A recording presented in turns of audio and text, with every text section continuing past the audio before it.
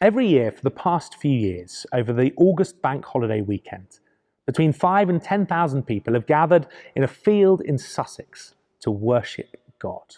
It's a pretty basic setup with a pretty basic programme. Worship all day and all night. Nothing else, non-stop for 72 hours. I have to say, I love it. I've been for the last couple of years, and it's been the most amazing time of worshipping God and encountering his presence. But I have also found myself wondering where it all comes from, why they set it up, what was the inspiration behind it? And the answer is in the name. It's called David's Tent. And it takes us back to the Old Testament, to one of the great heroes of the Bible, King David. But perhaps a part of his ministry in life that most of us are less familiar with.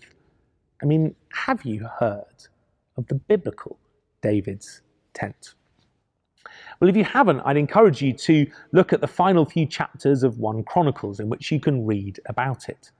And what you discover there is one of the most amazing outpourings of God's presence, and probably the most amazing flourishing and revival of music and worship in the life of the people of God that there has ever been. That might seem a pretty bold claim, so perhaps I should tell you the story and explain a little bit. And it all begins with the presence of God, specifically with the Ark of the Covenant, which, as we saw in last week's films, was the sign, the symbol of God's presence with his people. Except at the start of David's reign, it had been forgot about, left on the sidelines for decades. First of all, it had been lost in battle against the Philistines. And then after it was returned, it hadn't been brought back to the tabernacle or the capitals of the nation, but left in a provincial town called Kiriath Jearim, pretty much forgotten about. But David resolved to change that. He had it brought to his new capital city of Jerusalem, and he brought it with much celebration and worship. Some of you may know the story that's told in 2 Samuel 7 of David dancing before the Lord with all his might as he worships God with abandon. He looks like a fool, but he doesn't care. I'd always assumed, though, that the story ended with the ark being placed back in the tabernacle, the temple tent that God had instructed Moses to build, and which we looked at in our last series of films. But in 1 Chronicles, we're told very explicitly that that wasn't the case, that the tabernacle was still elsewhere, and instead the ark was placed in the tent that David had pitched for it, in David's tent. And then the chronicler tells us what went on in David's tent. And it turns out that David employed hundreds of musicians and worshippers to minister before the Lord continually through worship, giving thanks, praise before God.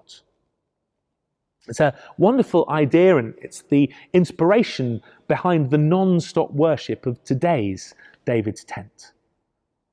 That what they did was to respond to the presence of God in their midst, the Ark of the Covenant, with unhindered worship, the sort of thing that David was demonstrating as he danced before the Lord as the Ark was brought back into Jerusalem.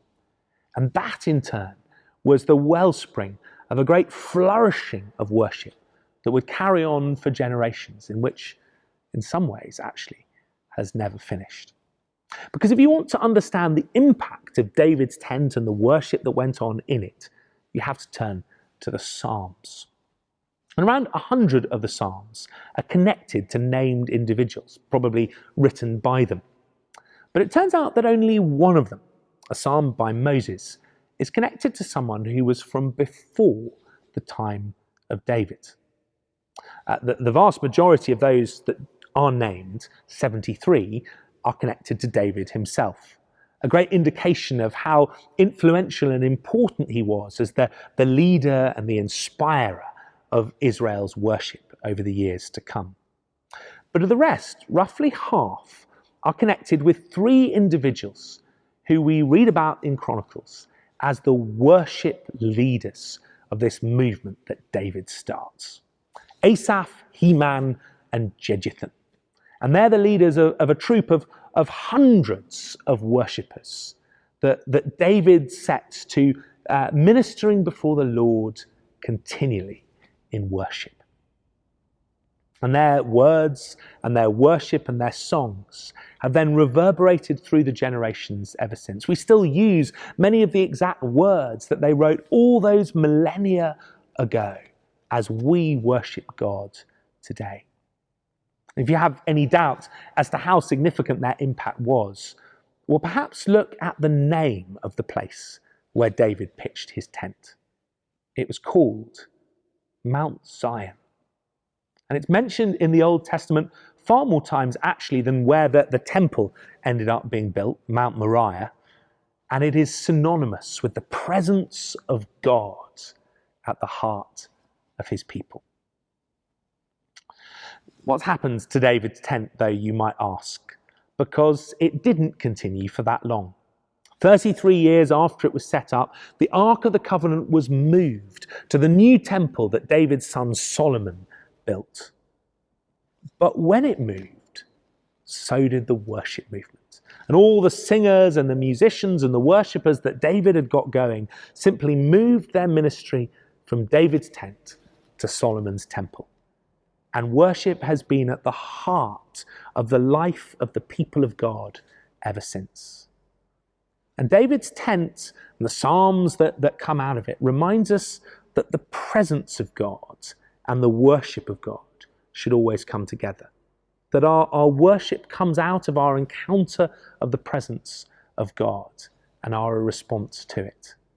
And so in this second set of films on hosting the presence of God, I want us to dig down a little bit more into what David's tent was all about.